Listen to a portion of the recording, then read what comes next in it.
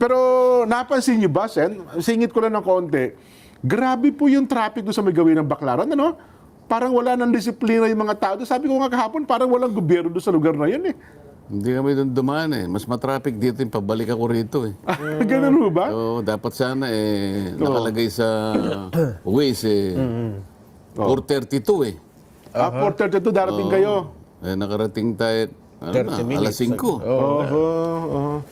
Kasi doon pagdating nyo doon sa may mismong barangay hall natin, yung Baclaran area, magkabila na yon, na dapat ay dalawa o dalawang lane, isa na lang nagagamit eh.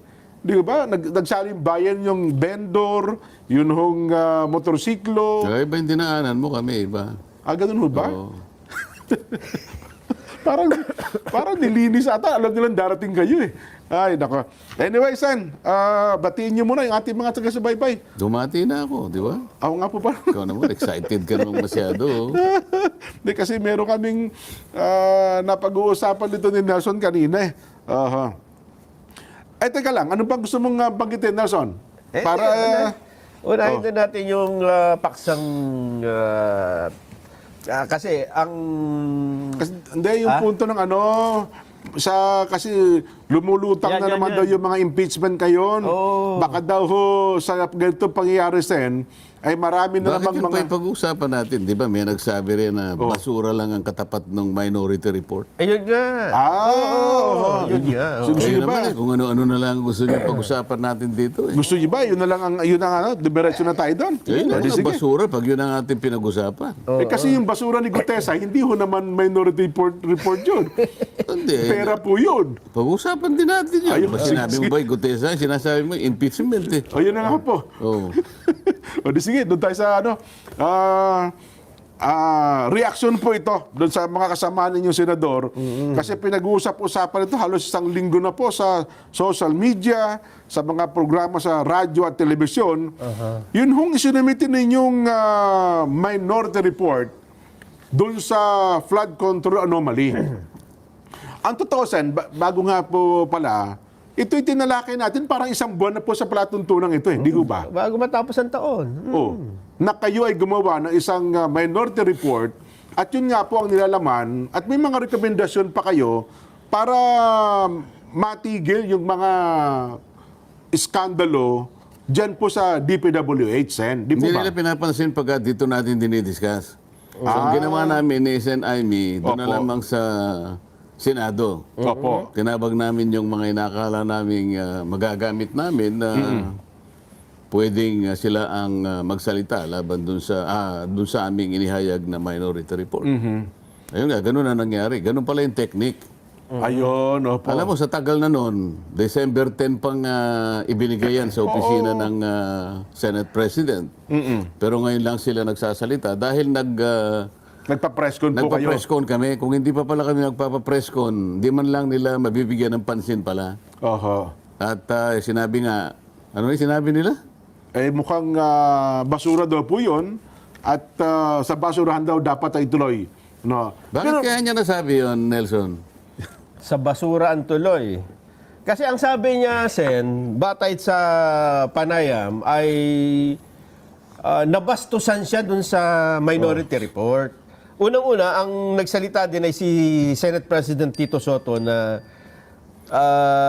wala pa namang report yung committee. Wala yung pa Blue committee Ribbon report. Committee. Dapat wala munang minority report. Kasi parang Inuunahan nyo. Oo. Hindi, yung sinasabi niyo na wala pa namang report ang majority committee. Edi pasinag natin kung bakit wala pa silang report kahit partial lang. May sinenda ko kay director eh. Direk, kung nandiyan ka, pwede bang ipalabas mo muna para makita natin? Bakit hanggang ngayon wala silang ma-submitting report kahit partial lang? Oho. Kasi diyan magsisimula ang ano eh. Ito ang may dahilan kung bakit nilabas na namin yung minority report eh. Bakit? Dina-draft. Ayan. Sige, direct. Dina-draft. Mahina itong mga staff ko. Sabi ko, before mag-break noong December, tapusin nila eh. Ngayon wala pa. Wala, nakatingin lang sa akin, walang tumatango. Direct, medyo atas pa rin ng konti. Sabihin, nauna pa doon ng konti, Sen. Oo, inauna ng konti. Sige, Ron. sige. Inaayos po Tanong nila. sa kanya eh. Yan yung tanong, para maintindihan natin. Oo. Sige, medyo buffering lang yan, Sen. Ano? Alam mo yun, medyo yung ating mga aparato. Habang inihanda po nila, bigyan nyo lang po kami ng konting background. Ano ba itong minority report na ito, Sen? Sa kabatiran lang po ng ating mga Alam mo, taga-subaybay, taga-pakinig. tinawag naming, lalo na ako, tinawag kong minority report dahil wala pa nga silang majority report. Hindi ko maintindihan kung bakit sinasabi nilang ang katapat niyan ay basura lang. Opo. Wala naman akong nakikita na dapat ay ituring na ito'y papunta lang sa basura. Oho. Sapagkat yung nilalaman nun, kung binasa nila, narinig ko si Senator Lacson, hindi man lang niya binasa eh. Hindi na po. Hindi nga rin po niya pinasin. Tama kayo. O paano mo sasabihin ang isang report ay nauukol lang sa basura, hindi mo man lang binasa? Oho. At sinabi mo na bastusan ka dahil naglabas kami ng minority report nang hindi pa sila nakakapaglabas. Kaya gusto kong malaman, maparinig muna natin sa ating mga kababayan, Opo. bakit hindi sila makapagpalabas ng report? Para sa ganon, pagkalabas ng kanilang report, magbibigay din kami at maglalabas ng report. Bakit kami umuna at naunang gumawa ng report? Opo. Ayun. Kaya kailangan Marinig mo nang natin. makita at marinig natin Ayun. ito. Ano ba ang dahilan? Bakit inunahan nyo na po, no? Oo. Ilang pages po ito, Sen? 500 plus? Ba't ganun ba kadami po? Yung 567 nata o 576. 567 pages. Yung mismo report, mga 103 lang yon. Oho. Yung mahigit na 450, mga exhibits yun eh. Mga annexes. Opo. Oo. Ayun. Pero ito po, ano ang nahagip? Di ba, nung chairman po kayo ng Blue Ribbon Committee, hanggang napaltang kayo, ilang pagdinig ito sa nakapaloob dun sa committee report ninyo? Bago ko sana sagutin, kaya nga gusto ko makita nyo muna yun eh. Opo. Yung minority report na yan, ang kinapalooban niya ay unang 3 pagdinig na ako pa yung chairman. Opo. So tatlo. Okay. Pagkatapos yung susunod na 3, yung si Senator Ping naman ang chairman. Okay. Pareho naman yung ginagamit ng naming mga testigo at mga resource persons. Yung ginamit namin doon ay yung mga individual na mga testimonies ng mga witnesses. Ginamit ko rin naman yung kanyang privilege speech. 2. Oho. Kung basura yung report, di basura din yung privilege speech niya. Nakapaloob ba doon? Paano niya paano niya sasabing karapat dapat lang sa basura yon? Hindi mo man lang binasa kung ano yung sinasabi ron. Hindi ba? Samantalang sinamarize namin kung ano-anong pinagsasabi ng mga inimbita naming mga testigo.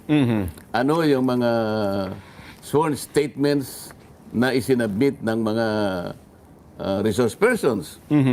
Sa mga tid, sinamarize namin, pinag-aralang mabuti kung ano ang kanilang mga ikinontribute sa mga pagdinig na yon.